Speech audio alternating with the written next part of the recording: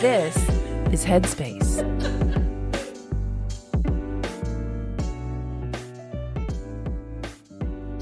Welcome, everybody, Hey.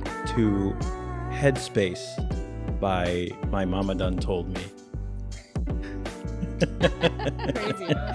Yeah. So this is a segment of our this is a segment of our podcast where we have the pleasure of sitting down with experts in various fields. And I use the term expert very loosely. Yeah, very loosely. We discuss what it takes to do what they do, why they do it, how it's helped, what's helped them along the way, how they've helped other people along the way. Hopefully get some good conversations out of it. Today, well, let me first start with my name is Jeff. Hi, Jeff. Hello, Hi. Jeff. Hey, Jeff. Hi, y'all. Welcome. I'm here as always with my sister Lauren and my mom. Hi, guys. Hey. And we're here to talk to someone who I've known for a very long time. Well, Yeah, I'd say we're probably going on. close to 20 years. Yeah, because let's see, I started getting tattooed when I was 19, It was pre-Navy, pre-Navy. Yeah. Yep. So hardcore days. yeah, probably 20 to 21 years or so. I mean, I'm 39 now, almost 40. So yeah. Anyway, Still baby. yeah, for a long time. Still my baby. That's Yeah, right. still mom's baby. Yep. He is, let me tell our listeners and our watchers if they're not looking, he is a world-renowned tattooer. Whoa. I mean, you can't say that you're It's not. true. I just saw all the magazines over there from all over the world. I So, get around, I guess. He's kind of turning red. Fake it till you make it, I guess. yeah, I just saw his mustache curl Yeah, up a and little bit. it's- He works out of and owns the Oak Tattoo in Omaha, Nebraska. He's the Nebraska? Nebraska. Omaha, Nebraska. A painter, a martial artist, a business owner, a collaborator, a world traveler, a husband and a father, a great friend, a great person. Oh, thank you. He holds the record being the only man to know what my beehole looks like. I probably know it better than you do. You've seen it more than I have.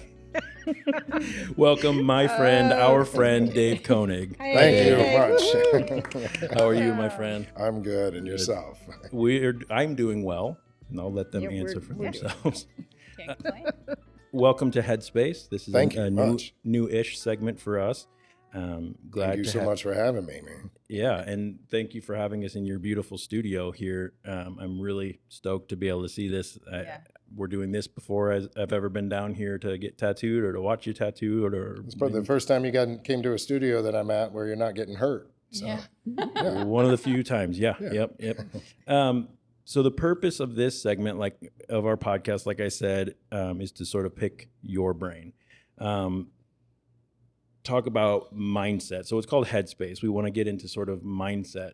Okay. And you and I have had several conversations through me getting tattooed by you, or us going and getting something to eat, or whatever we're doing, to get some insight into your mindset and in all the different things that you dabble in.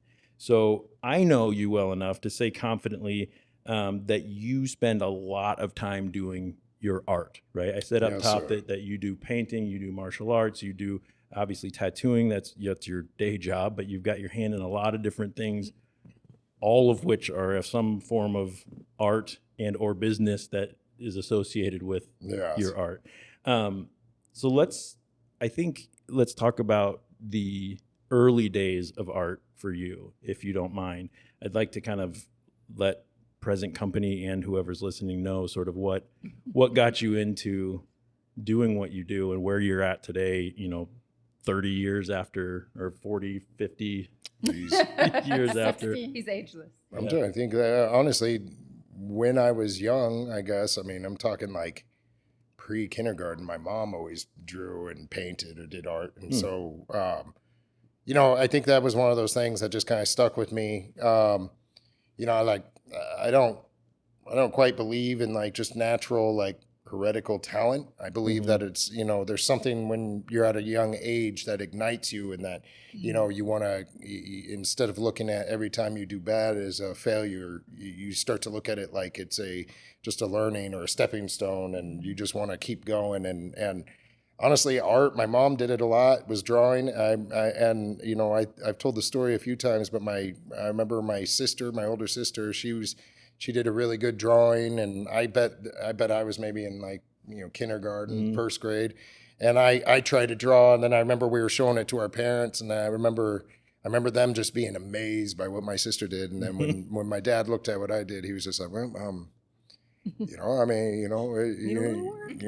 keep going like this. Trying. And that must have been, I feel like that was my ignition. So then when I was young, when that happened, something clicked. And I think, back then I was like, oh yeah, and Let me show so it was you. like, yeah. I'll So show you, then, Dad. I just started drawing like crazy when I was at that young age. And, and I think that worked as my ignition. And the fact that I was so young, it was just like, putting in that 10,000 hours of doing it, then it became sort of like a talent when I got 10,000 older. hours, is that something? 10,000 hours is like I think that's kind of what, and it seems to be with anything, how much you have to put or do something to get it where it becomes just a natural act, or it's like you've like Build somehow muscle like memory. your Right. brain, Muscle memory. like your brain just knows that, and then Yeah, it becomes and then what second happens, it nature. becomes like what you would call a talent. Sure. So, I mean, I started young, and so I was drawing like crazy, and then I think that kind of that ignited me, and then I just kept drawing. And then I remember when I was in grade school, I mean, everybody, they go, oh, it's art class, Dave. He was, so I think I was getting some sort of validation when I was Sure. young because of it, and so I just kept rolling with it. But I do know, like, then when I got to high school, I definitely took art classes, and, I did a lot of art, but, I kind of lost it. I lost that drive for it when, college, or when I got out of high school, I should say, because I didn't go right to college. But then, then I got into a bit of trouble back then, and then it was kind Yeah, of, I've seen your mugshot. yeah, it's much prettier than it is now. But yeah, no, and then at that point, it was kind of like it was like go to school, go to jail, or go to military or whatever. So I was like, okay, I go to school. I had to maintain a good grade point average. So I started diving back into art because I was like, oh, I know I'm good at art, so I'll make sure I'll take those classes along with all my general studies. Yeah, I did that, and then I never did finish college. I was actually really close, but I never did finish because I just got burnt out on it. But I really got into, like, in college, anthropology, all these things like that, and I was just kind of exploring because I didn't know what I really wanted to do. But then got out of there, and then eventually I was interested in tattooing. I actually was interested once when I was like 19 or 20, and then I remember I won't say the specific shop, but I went to a shop. I was trying to get an apprenticeship, and I brought my girlfriend out with me at the time, which was probably a bad idea because the owner of the shop, I think he wanted to. He was more interested She in doesn't her. draw, and he hired her instead. I'm just like, all right. I think there's some preconceived notions there, but I didn't. And that kind of rubbed me the wrong way. But eventually, I dove back into wanting to tattoo. Yeah. And I think in 2000, that was when I was helping Devin and John over at Liquid Courage Tattoos, like, open their shop and kind of putting the little thing in their ear, like, hey, I wouldn't mind getting into this. And then at that time, I was also doing a lot of like painting or graffiti style painting. Okay, I wasn't really any good at it, but I was doing it. And then I remember they had me paint all the doors in the shop. And then I think it was in 2001. So it was after a year later, then they went ahead and accepted me as an apprentice, and that was when I embarked on tattooing, I suppose. Yeah, and then tattooing sort of morphed into, I mean, you probably arguably paint more or just as much as you tattoo anymore. Oh, yeah. No, I learned a lot more about art and the methods when I started tattooing as opposed to when I was in college at UNO. But I don't chalk that up to I'm not saying that college didn't teach me. It's just, I don't think my heart was in it. And so I didn't absorb it like I should have, I mean, I actually kind of kicked myself in the ass for that, because I should have taken advantage of that time to actually let it all soak in. But at the time I was a dipshit. I didn't know what I wanted to do. So it was just like, but once I got into tattooing, then it was like, of course, graffiti artists doing all this. So I was doing all, we all wanted to be like kind of graffiti, new school artist, we're not tattooers. I mean, I remember back then, my mentor, which is funny now because he's all more traditional guy. But I remember back then him telling me, like, we don't use black to shade in tattoos. We're artists. We'll use purple or use this. And it's like, which is funny because, I think we all learned together because at the time he had only tattooed for 4 years. Right. So we kind of all grew together and realized what works with tattooing, because in the beginning it was like, we're going to do all this artsy stuff and we were working on it. And then, that's why you always listen to the advice of a tattooer that's been tattooing longer than a decade. Right. Because, we would see some of the stuff come back after, 6-7 years and it looked like dog shit. It's just, it just ages so bad in the skin. So, but, going back to the whole question is, that's where a lot of the art, the painting, everything kind of came from. So, yeah, that's cool. So you have, and again, I'm so sorry if you guys butt in and interrupt me when you have questions. I'm enthralled. I'm just listening. Okay, good. So Dave, you have a very unique style, but I know just by looking at it and by talking to you, you take inspiration from a lot of different cultures. Yes, sir. And the Japanese culture, American traditional art, Art Nouveau. You did some studies in Native American culture, things like that. Can you tell, how do you take something like that, those pretty specific styles and cultures and things like that, and put them into your own style of art? Like, I know that you and I have talked quite a bit about the things that you've learned from Japanese style art and how you put that into yours. I can look at a piece of yours, whether it's a painting or a tattoo, that is traditionally, quote unquote, American traditional. Yes, sir. But there's still very much, you can see influences from those other things, whether it's Art Nouveau, whether it's Japanese. Can you maybe speak to how you sort of kind of came developed to that that? style and had everything? Well, I mean, all right. So I guess that leaves off to where I was saying about, like, when I started, it was like we wanted to do all this new school or graffiti style stuff, and then you saw how it looked years and years down the road. When I saw how it looked, that's when you realize you're like, oh, there's a reason that the Japanese do it a certain way. There's a reason that the American traditional guys do it a certain way. There's an actual, like, proper method to tattooing that will give it its longevity. So when I started seeing that, I went ahead and started studying and basically doing my research. Unfortunately, it was damn near a decade after I'd been tattooing already. But then I started studying, like, the proper ways to do American traditional tattoos, how important it is, to have black, or how ink works differently as opposed to pigments in the skin. Then it's like, you might as well start studying the Japanese because they've been doing it forever and they are masters of it. And then, of course, I've always been attracted to, like, Art Nouveau, a lot of the Alphonse Mucha, however you pronounce his name. I've always been drawn to that, especially a lot of his commercial art that he was doing. Bold outlines, the bold outlines, and it translates so well for tattoos. And, also I do remember when I was first tattooing, I guess I've always kind of had a little bit of a style, and I've never known, a lot of people are like, you got a style. I never really saw it, but I do remember my old mentor back then telling me, and I totally understand where he was coming from at the time, because it was in 2001. The tattoo market wasn't so saturated. Right.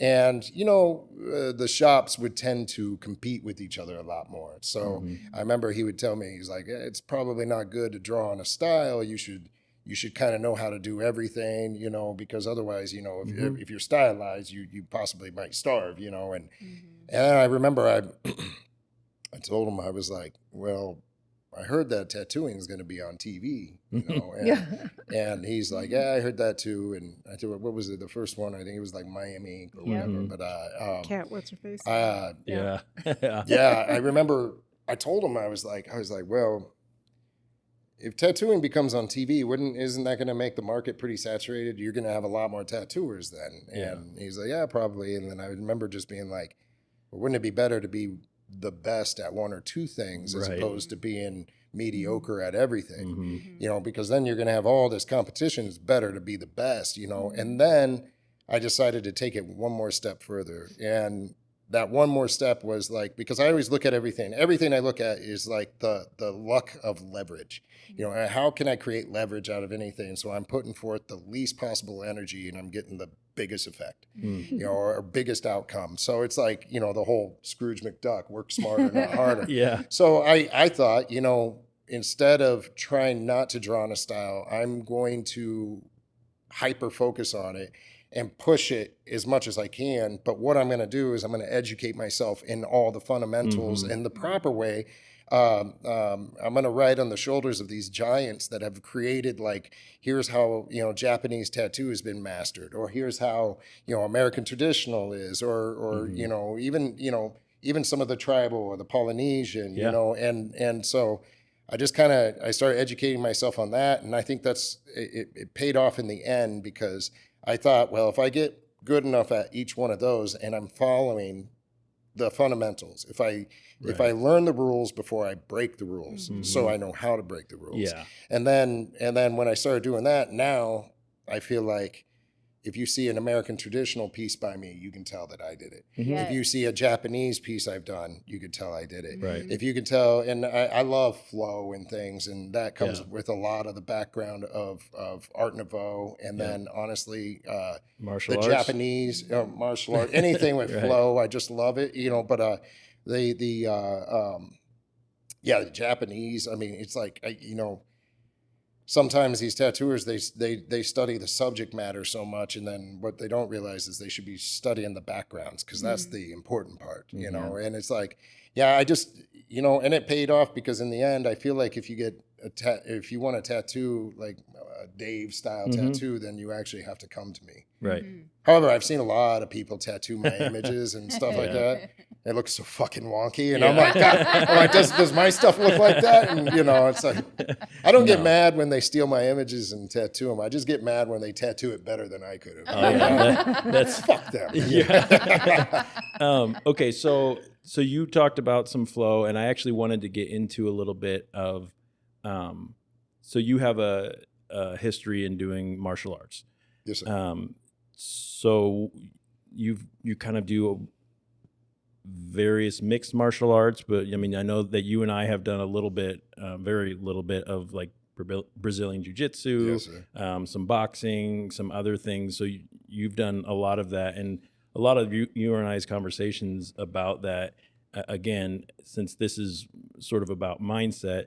So you have to be, so are there principles in martial arts, whether it's flow, balance, that you find have been helpful or applicable in your other arts as well? Oh yeah, I mean everything. I like to say cross market, or like basically everything I do. I like combine. I call it combined interest. I try to find something in combined interest. Like if I'm doing artwork and I'll draw. It helps me with my anatomy. I'll draw like two people doing jujitsu, and then now I cross market over into like other interest of mine. So you wanna combine interests. So the things that the things I like to hyper focus on are the things that like I lose time without wasting time. Like if I'm drawing or doing a piece of art, time just flies by. If I'm doing jujitsu, all of a sudden it's like it'll be a couple hours, and I'm like, God, it feels like I've just been doing this for a half hour.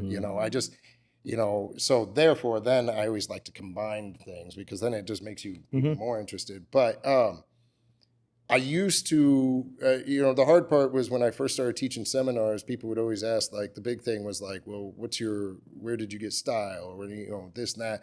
I started realizing that, like the way that I paint and do art and everything, I train it almost as if it's like a martial arts, because like in jujitsu or any other martial arts, you learn a movement, or somebody teaches you or shows you the movement.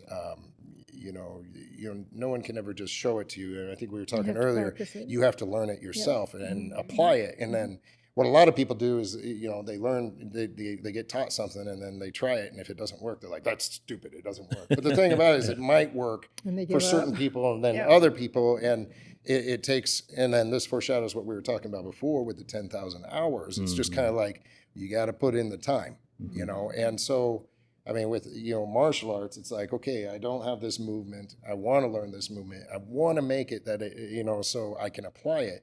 And so what you do is you train and you do it over and over, and you dissect it and you keep going, and you get almost, obsessed on it. And so I would do that with art, like I've told this story quite a few times where it's like, when I was really first tattooing, I couldn't draw women like to save my life.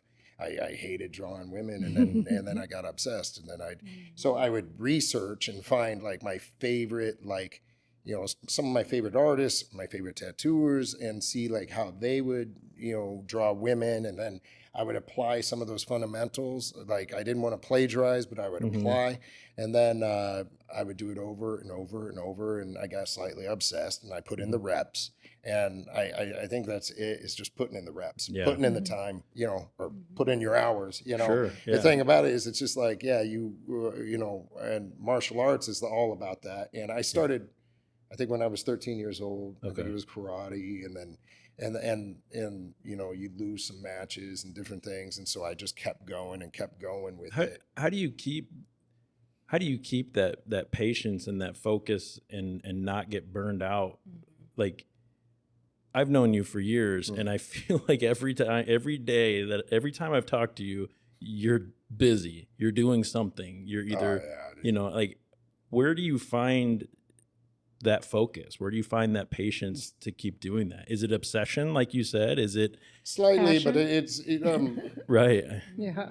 It's just the absolute realization that it's not what I have, but it's what I'm doing that makes me happy. And I think that's the problem to me. People think of the end result, and they think of like what they're going to have after all this work. And if you're constantly sitting there focusing on the prize, once you get it, then what next? So instead of focusing on that, I realized that I'm happy when I'm doing it. It's the journey. It's the process more than it is the product in the end. And I realized that because it's like I mean, going back, what do you do that loses time without wasting time? I mean, you might be playing video games, but then again, video games do have their positive aspects, but the clock flies by, then obviously that's what you should be doing the rest of your life, or somehow figuring out a way to do that for a living. You know?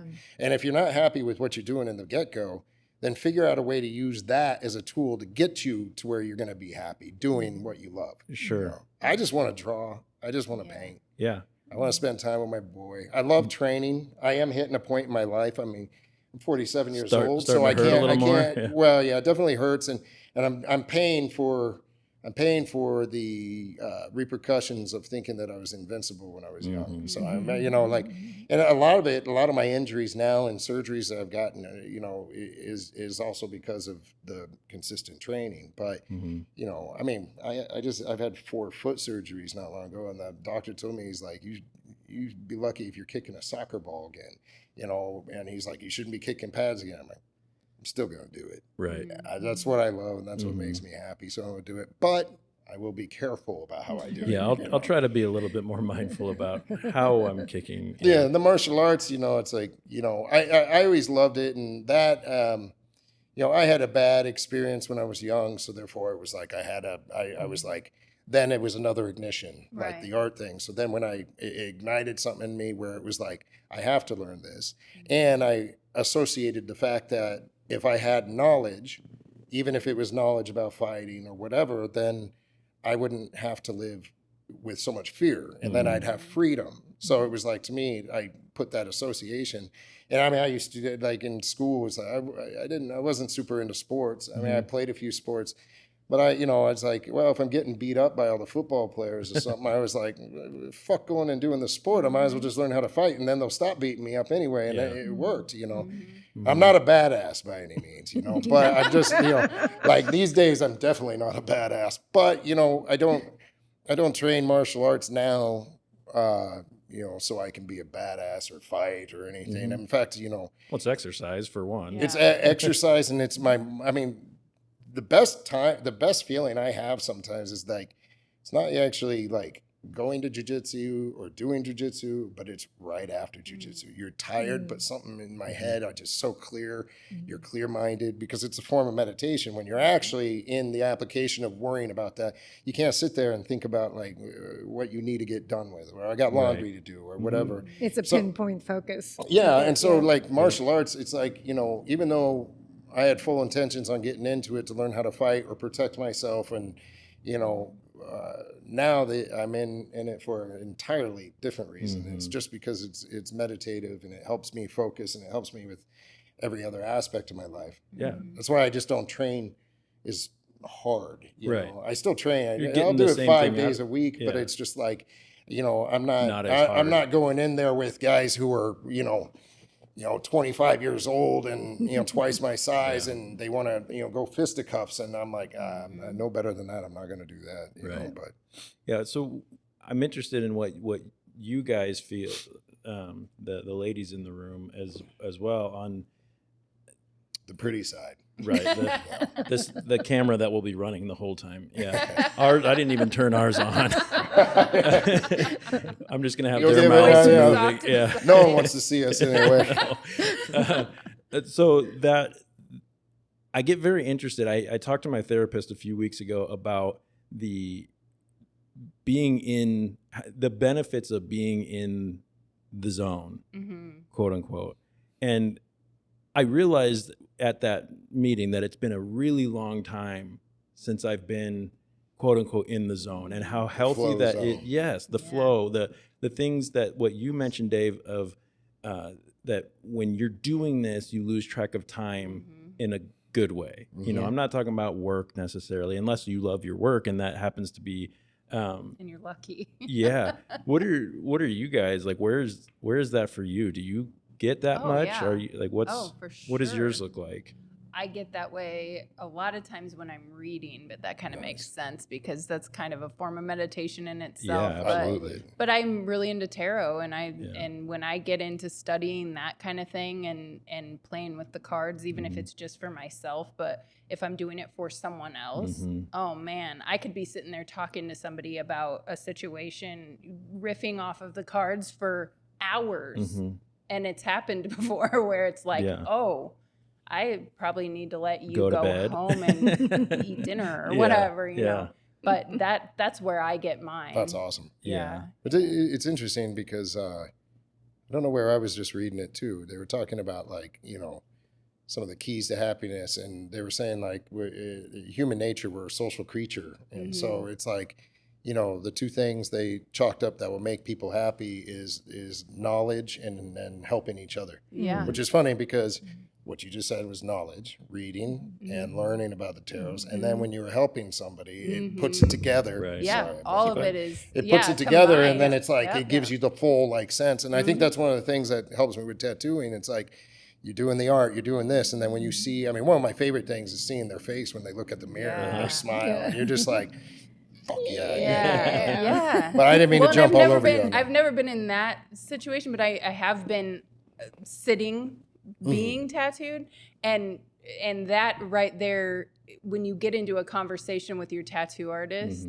that's my favorite part. When you kind of get comfortable with your tattoo artist. 100% why I'm as tattooed as I am is because I like hanging out with these guys. Right. I appreciate and like just the conversations that you have, the weird things that come up, like just off the wall things that come up, the banter between the artists or whatever. It's just it's its own world, and that's like that's it. It's an experience, and that's what's awesome is when you can bring that experience to and it's very talk therapy-ish because I know a lot of people that just it's kind of like hairdressers are the same way. Kind of like your hairdresser or your nail technician or whatever. Chris Novak with the big most snake back piece that covered his whole body. And he came and hung out, and I tattooed his daughter the other day, and he's just like, man, just fucking put me in the books, and we could just do a small tattoo, or you could touch something up, and we could just hang out. I'll pay you. And I'm like, don't pay me, just swing by the shop and hang out, man. But we just got. I mean, same with like you and I.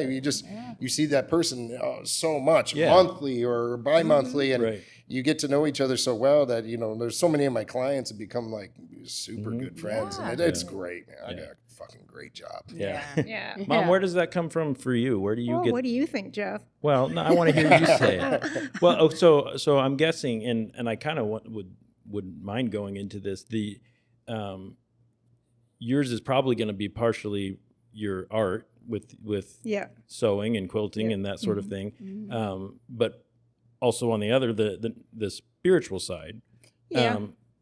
Yes. Yes, definitely. When I'm doing scripture study and Bible study and that kind of thing, that's awesome. Hours can go by and I don't even realize it. So that is number one. But number two would be the quilting. I do a lot of fiber art. That's awesome. That's awesome. Yeah. And you've been doing that for decades. Yeah, that's why I like your bitterness. Thank you. That thing is perfect for quilters because people don't want to pay for a quilt. And you've put in the 10,000 hours. You put in the 10,000 hours in that, and it's like, come on now. You've probably done that 4 times over at least. Yeah. That's awesome. And then also helping the kitties, the animals. The I'm cats, also a cat person. Yeah. So That's awesome. I'm a foster mom for orphan kittens. And my wife is a cat whisperer. Yeah. We got cats too. Yeah. She's That's awesome. We were just in Greece last year, and her family's out there, and we were out there. They have a lot of cats in Greece. Everywhere. They come out from everywhere. It's just like, it's like almost an like invasion. against the law to like Mess with them. And you'll see them out there, like some of them will have the clipped ears, so you know that they've been fixed or whatever. But the cats are everywhere. And clipped ears, Jeff. Clipped is right. Yeah, tipped not is wrong. not We call it tipped. notched. Tipped. Tipped. Yeah. So that's it for me. And so I find it interesting because my zone is whether I'm drumming, I haven't been as into that lately. I'm struggling finding my zone lately. But when I hear about what you do, Dave, whether it's painting, I've seen your studio at home. Mom, I know a lot of you're in the zone is by yourself. Lauren, whether you're reading, it's by yourself. So we're very social creatures, like you said. So it almost feels like it's a little bit counterintuitive or counterproductive or something, because getting into the zone is very, I don't know, besides playing drums maybe in front of people or whatever, I don't know a lot of times when I've been in the zone with people. Well, like for mine, for instance, like my quilting stuff is by myself, and so is the spiritual part.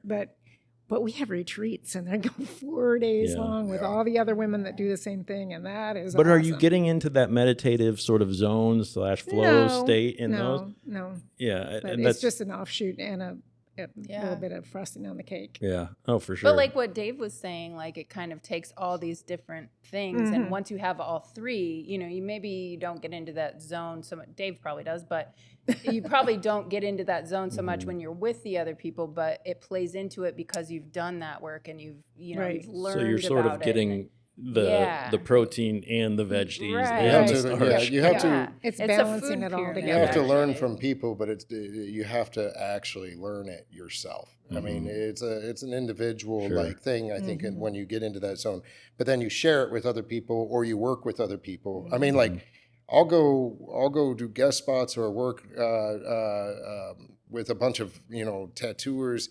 I go visit somebody, and sometimes it takes me 6 months or so. But there'll be one thing that they were doing, and it clicks like 6 months later. I don't pick up on it. My analytical mind's not picking up on it. It's more like my insightful or my subconscious picks up on it, and then all of a sudden 6 months down the road it clicks. So I think I think you need to have a happy medium or weigh it out. But I think when to find that flow zone, which is funny because in Richmond I have to teach a seminar on flow, but I'm doing composition of flow. But then as I've been writing my seminar for the, flow as composition, I've also been going flow state. And I'm like, well, I can practically do 2 different seminars. Right. Like what gets you into flow state? Because to get in that flow state, it's no different than practicing anything. It just takes practice. And once you do it enough and enough, then you can get yourself in that flow state, even if it's around other people, then you can feed off of their energy. Well, the conscious mind isn't needed as much. It's more of I can do this without really thinking about the fundamentals of it. For me, it's been drumming. So if I can play, and I'm not thinking like right, left, right, left, right, 1, 2, 3, 1, 2, 3, 1, counting. I'm just playing because I know where the drums are. I know, I know how to do this. I'm not, I might feel some pain because I'm tired or I'm getting, whatever, but I'm not having to think about, I do this now and do this, and for you, it may be, I don't have to think about, so how does this I think go? I usually draw best first thing in the morning.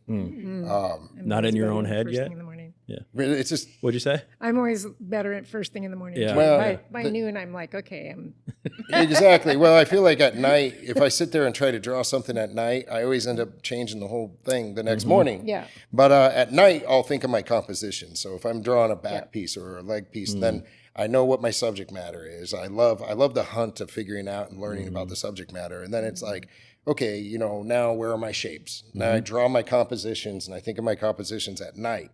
That's because my analytical mind is going. Right. And then when I wake up in the morning, I usually get up in the morning, I'll do a small little workout right away. And then I have while my coffee is being made, and then I come in and then I'll sit and draw and then I can just draw. It's perfect because I think my monkey mind's not turned on. Yeah. Because like, you have the whole day, or as the day progresses and you start to wake up more, all of a sudden, like your subconscious mind is kicking in and has to take lead, and it's just a survival thing. But in the mornings, it's like, boom, you can just flow. Yeah.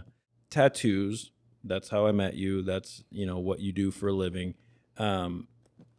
Tattoos are deeply personal for people. For people who get them, and I know for you as well, just because I know you and I know other tattooers, especially ones who really take their art seriously. And I know you, like I said, you generally feel a pretty personal connection to a lot of the pieces that you've done. Lauren and I just interviewed someone last week who we walked in and like, oh, you've got a Dave Koenig on your arm. And, I moved into my house that I'm in right now, and we met our neighbors, and I'm like, who did that tattoo? Well, you already know who did that. I already knew who did the tattoo before, big old Dave Koenig on her arm. So talk to me before, and this will kind of be, I think, where we wrap up because we're over time, but that's okay, unless you want to keep going because I don't care. But whatever you want, okay. Man, I'm easy. Talk to me about what responsibility, and maybe that's sort of a hack question, but do you feel any sort of responsibility or weight in participating in that? Which is so, you've done some tattoos for me where I'm like, it would be really cool to have this, and that's great. You get to make an art piece and I get to wear it. And that's powerful in and of itself. But some of them are very deeply represent something. And I go back and forth in the field. I have plenty of tattoos that are just for the sake of a cool art piece that's fun or funky or whatever. And then others that are very, very, very meaningful to me. Do you feel any weight, or are you just happy to participate in that? Is there Nah, I don't give a shit about the permanency. Okay. No, I'm just all right. Thank you, ladies and gentlemen. This has been. Nah, man. I mean, the thing about it is, I always try to look at, it's going on somebody's body for life, and they're bringing it to the grave. So don't fuck it up. I look at it as like, it's an honor that they want you to mark them permanently. So I'm going to do my best to accommodate that.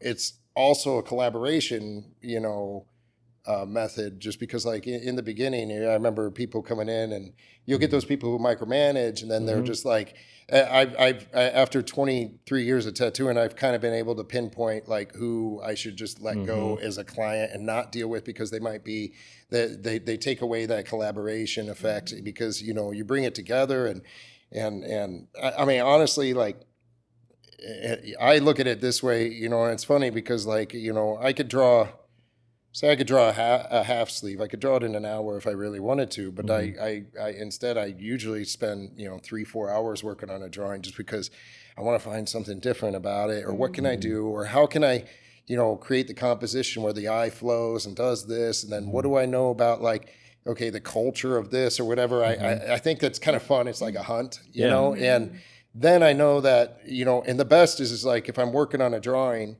and even though I say I do most of my drawing in the mornings, but if I even at night and I'm super excited about a piece and I'm falling in love with the piece, where I'm actually taking a picture of it with my phone, and then at night I'm laying in bed and I'm still looking at it and getting ideas on what to change on it, and I love that. I love that feeling, but I also love, like, you can kind of feel like, then I also have pieces where people come in and they have this, they like the excitement of just like freehanding and just doing it like that. And then, you know, I love freehanding on people too, where it's just like, you know, they go, okay, you know, do this or do whatever here and just draw, and they'll pull out the markers, and then you're having good conversation and you hit this flow state. But sometimes when I'm actually drawing on them, I feel like you get more of a human connection, and you can kind of feel like what they do. I mean, I land right in the middle because you get tattooers, like tattooers out in Japan. You know, my buddy went out and got from out here a few years back, got tattooed by Hori Honda, a buddy of mine who's a Horiyoshi out there, and he you know, he went there and he was getting I think he was getting a half sleeve and a panel, and you know, Hori Honda picked him up from the airport, had him stay at his house with the family. They spent 3 days getting to know the guy before he tattooed him. He was feeding him, you know, he would eat with the family, and then the last like 3 days they tattooed, you know, and my buddy Marcus Leonard, he does his biomech or whatever. I'm not super into biomech tattoos, but Marcus, I only wish I had a whole limb to give to him. I mean, and he's a phenomenal guy. Like he's a German guy, and you know, I worked with him back in Hancock, Massachusetts, like years and years ago, and we just vibed. And when we first met each other, we were giving each other so much shit from the get-go. It was awesome, you know, and breaking each other's balls. But he does the same thing. Like right now he's in Canada. He lives out there, but yeah, he'll pick you up from the airport. He'll spend days with you and then talk about the design and then do the whole process, you know. And I think it's awesome. It's awesome a lot of these guys can do this, you know. But then you also have to bridge the gap of, like, I also have to do this more often. Like it's like, okay, can I handle all this? And then there's also the one where it's like, you do have some clients that you don't really want in your house and spend all the time with you, you know. And I think it just depends. And I kind of find the happy medium. It's like, you know, I'll have somebody at the get-go and they're really, like, you know, strict on what they want, and I'll work with them, I'll do it. But generally what happens is, you know, I'll work hard on trying to make the design better than what they expect. I always try to give a little more than it's worth, just in hopes, because I feel like that keeps me growing and that keeps them happy. Right. And then if I'm in love with the design and I'm excited, then I'm going to tattoo it, and I'm going to love it the whole way. And you know, and then you build a relationship with them. And some of those people that have had that micromanage at the get-go now just come in and be like, yeah, you know, what are you going to do on me today? You know, I'm like, I don't know. You want to just start drawing? They're like, go for it. You know, and it's like, it's awesome. Yeah. I remember, you know, when you speak about your friend that went over to Japan and spent days with you know, his artist and getting to know them and everything. I remember that's sort of what, well, that was how you and I got as close as we are, is because I came into the shop, or I was saying I was looking. It was when I was looking to do large scale pieces, and you were one of my first. Yeah. And I wanted, you know, and I still do that with a lot of people that want, like, you know, a back piece, you know, waist up, or you know, I'm talking like, you know, from back and knees up to top back. Right. I generally like to sit and talk to the person, kind of know them and feel them out. Well, and I can say from the client's perspective, that is so much more meaningful to have that and go, hey, don't just come to my place of work. Let's go meet at the bar have something to eat and a drink, and let's talk about what you want, what I'd like to do. Let's build that relationship. Yeah. And then, and then let's get to this. That's so much more meaningful, I think. And I mean, you're spending so much time and money with somebody. Right. But I mean, you got to think about it. Like, how long did your back piece take? It took us a year to finish. Yeah. So you're sitting with somebody for 3 hours, 4 hours at a time or whatever for, month after month. And you have to kind of like the person a little bit, I guess. What, I don't Mom? know, maybe not. We're tattooing her after this. No. Yeah, I was going to have you set that up. Yeah. Why is tattooing so popular? Why do you think? Oh. I mean, what is it? I don't. I mean, I feel like, of course, with media and everything, it's made it even more popular. Yeah, it's got unlike a lot of trendy those aspect to fads, like I kept thinking, I'm like, oh, tattooing, my kid probably won't even want them, and tattooings will go out of style. But I don't think they will. I mean, it's been around forever. It will just evolve into different things. But I also think that once you get the tattoo, I think it hits every feel good chemical in your brain because I mean, you got to figure, definite dopamine, it sets off when you're getting the tattoo, just the experience of it. Right. But then you get the permanent factor of it gives you almost like a hit of serotonin, so you feel good. But then you got endorphins because you're dealing with the pain, and definitely adrenaline, and and then oxytocin because you have somebody, you got human touch, so you have the comfort of working with somebody, and so if you think about it, and I've seen a lot of people who are past addicts and things, and then they get tattooed like crazy. But it's because it hits all those same chemicals in your brain, and it does. It doesn't it kind of become sort of an addiction for some people? I think it does because we put a lot of heroin in our inks. No, you know what I'm saying. No, I think just because of all that, it definitely does, and it becomes, and then because of that too, it's also becoming to a culture of its own. And then in tattooing too, I mean, then there's subcultures in tattooing. You get different types. Yeah. I mean, and then you just kind of love it and you become a part of it. It's like, and I love all the different subcultures. You got different types of shops, different, some of the guys, different subcultures in tattooing don't get along, but some do. But okay, that's just how humans work. It's definitely such an art thing. I mean, I've seen some really, really beautiful tattoos. Yeah. Have you ever really botched one up on anybody? I mean, that would be my fear. It's like, it's permanent. I don't think there's one I did right on them. No, or you like misspells or different things. Like a misspell or anything. Oh my gosh. I mean, there's, I've had a few misspells. I've had it, because, I'm drawing the word. I'm not spelling it. But the majority of the time, I don't do as much of that now. But I remember back in the day, when I first started, I'd always make them write what they wanted me to draw up in a Post-it note with their handwriting. And I'd staple it. And that saved my ass 3-4 times. That's how you spelled it. Yeah, well, oh, look who wrote this, But we were just talking about the damn nautical stars. You remember the nautical stars, man?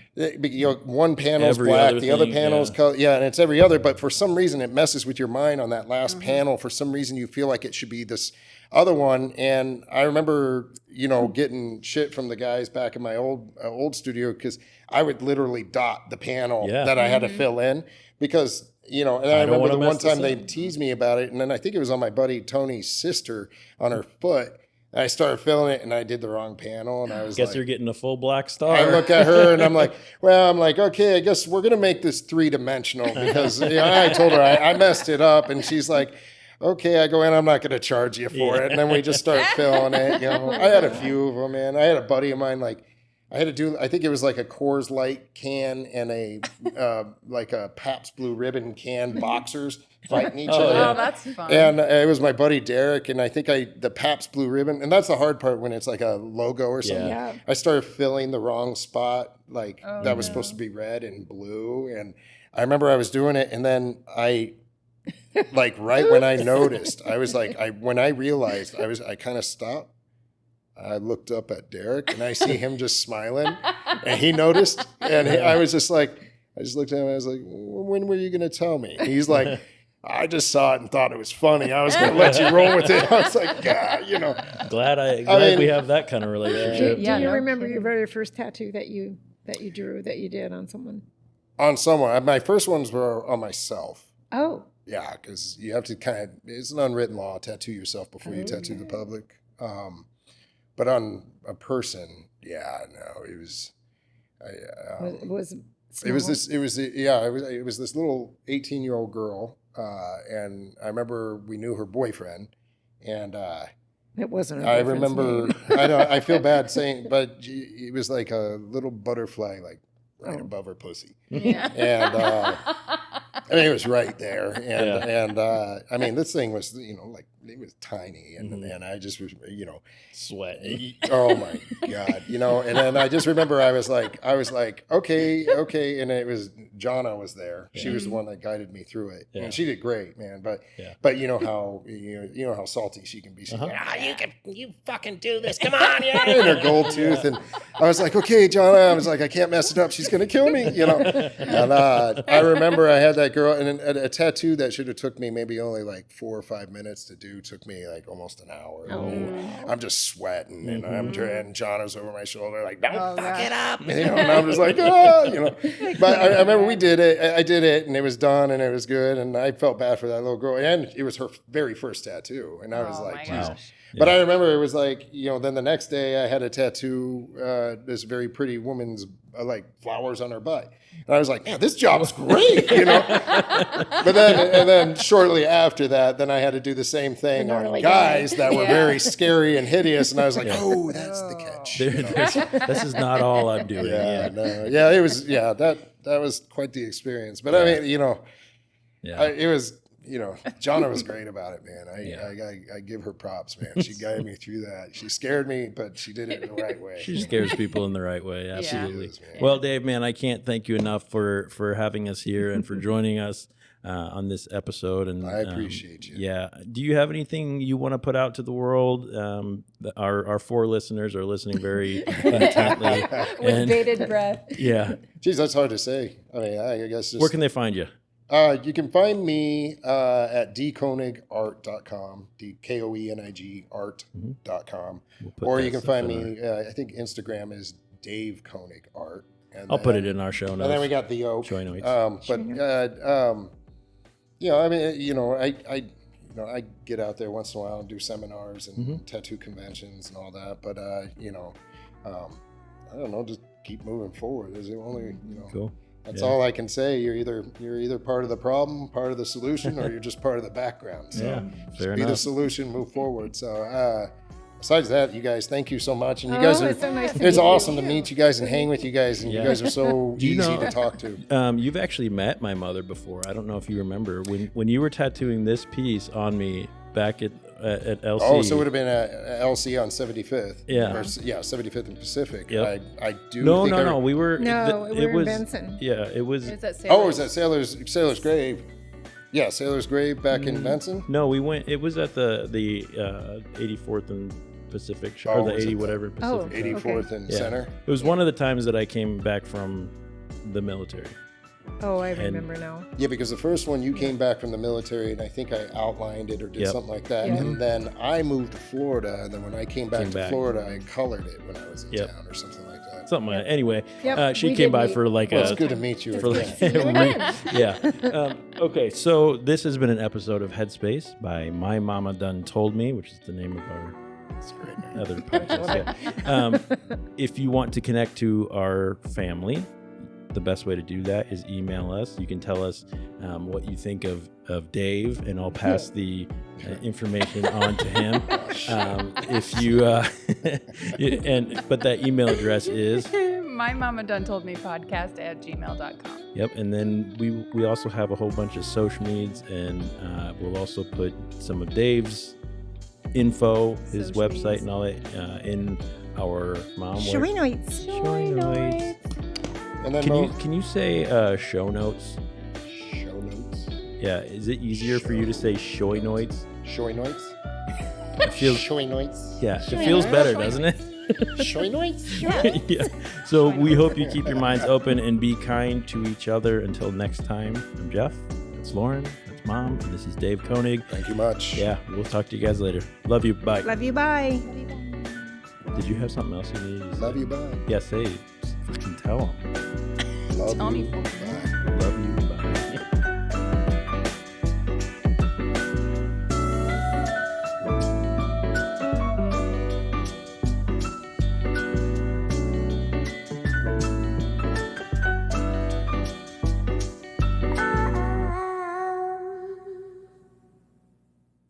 My wife always makes fun of me because in the wintertime I have one of those small ones, but it keeps my head warm. But The she's teeny like, weeny beanie. the teeny weeny beanie. I was like, no, babe, it's a sailor cap. She's like, you're in Nebraska. I'm like, good point. Good point. Good point. It's a cold day and I'm getting the chills. Wanna make them go away. I need something for reals. Whether I'm in my house or out on the street, I want a hat right now that can bring me the heat. It's a teeny weeny beanie. It's a teeny weeny beanie. It don't cover your ears, cause you still need to hear. It's a teeny weeny beanie.